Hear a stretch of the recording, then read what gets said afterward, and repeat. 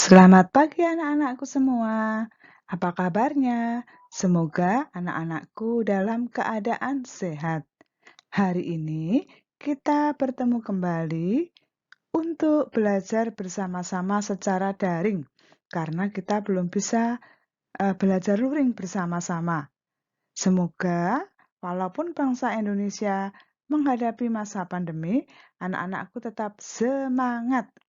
Ingat, selalu menerapkan prokes 5M agar segera pandemi ini berlalu. Hari ini anak-anakku kelas 6 akan belajar tema 2, subtema 3, pembelajaran yang kedua.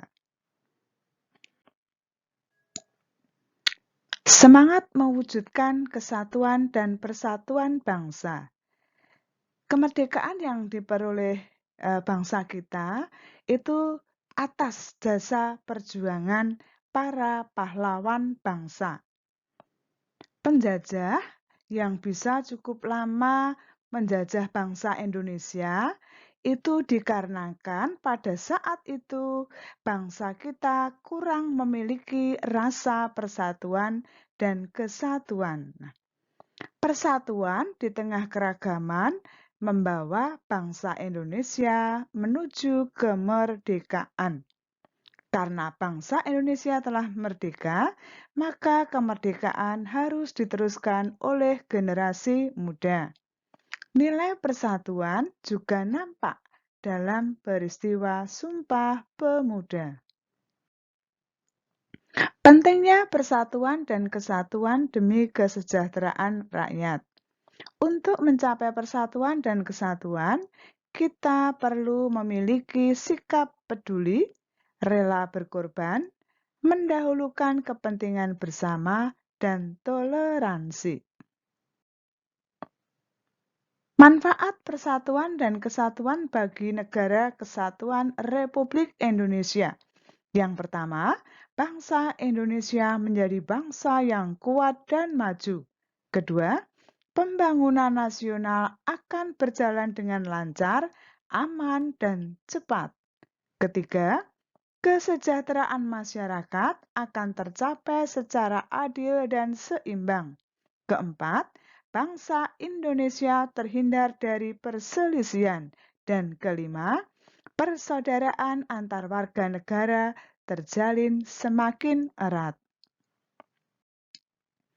Mempertahankan persatuan dan kesatuan pada masa kemerdekaan. Karena sekarang anak-anakku sudah berada di zaman kemerdekaan, di zaman merdeka, maka kita tetap harus mempertahankan persatuan dan kesatuan. Jangan sampai terulang lagi.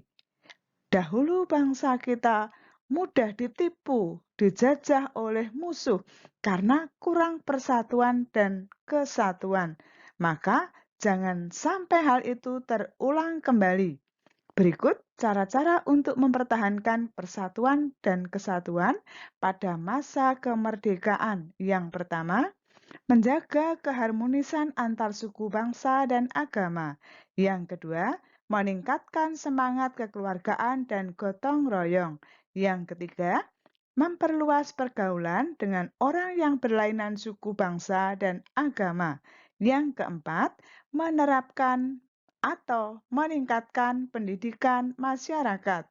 Yang kelima, tidak mudah terpancing oleh pihak-pihak yang ingin memecah belah bangsa. Keenam, meningkatkan rasa peduli sosial kepada orang-orang di sekitar.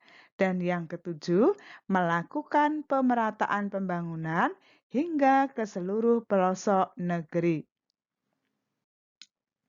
Contoh penerapan nilai-nilai persatuan dan kesatuan. Yang pertama, mencintai dan menggunakan produk Indonesia. Yang kedua, rajin belajar untuk membangun bangsa. Dan yang ketiga, mempererat kerjasama. Mempertahankan persatuan dan kesatuan pada masa kemerdekaan. Berikut cara-cara untuk mempertahankan persatuan dan kesatuan pada masa kemerdekaan. Yang pertama, menjaga keharmonisan antar suku, bangsa, dan agama. Yang kedua, meningkatkan semangat kekeluargaan dan gotong royong. Yang ketiga, memperluas pergaulan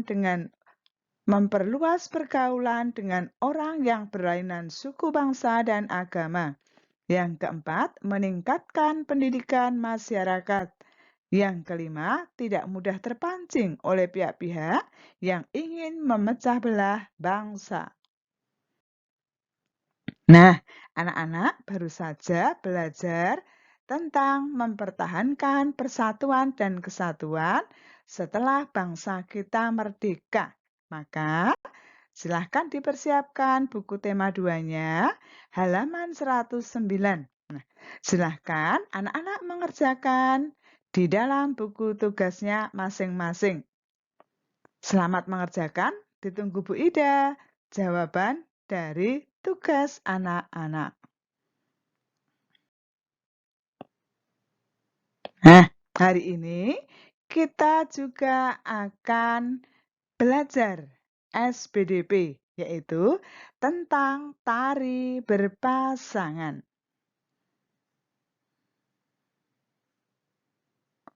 Apa yang dimaksud dengan tari berpasangan? Tari berpasangan merupakan karya tari yang diciptakan secara berpasangan. Diperagakan 2 orang penari. Dapat pula diperagakan secara berkelompok, tetapi jumlahnya harus genap. Ciri-ciri tari berpasangan.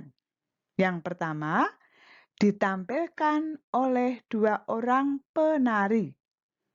2 orang penari tadi bisa putra dan putri, bisa putri dan putri, bisa pula putra dan putra.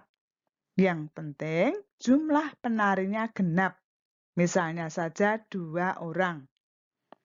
Putra-putri, putri-putri, atau putra-putra. Ciri yang kedua, tari berpasangan bertema pergaulan atau peperangan. Ciri yang ketiga, tari berpasangan, kedua penari saling meresponi. Ciri yang keempat, terjadi komunikasi 2 arah antar penari dan penari dengan penonton.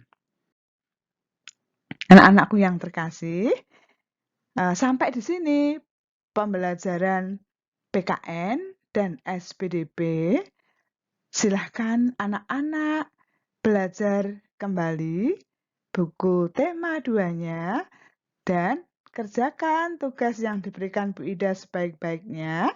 Jika ada yang belum jelas, silahkan ditanyakan melalui grup WA. Terima kasih. Sampai jumpa esok hari pada pembelajaran daring.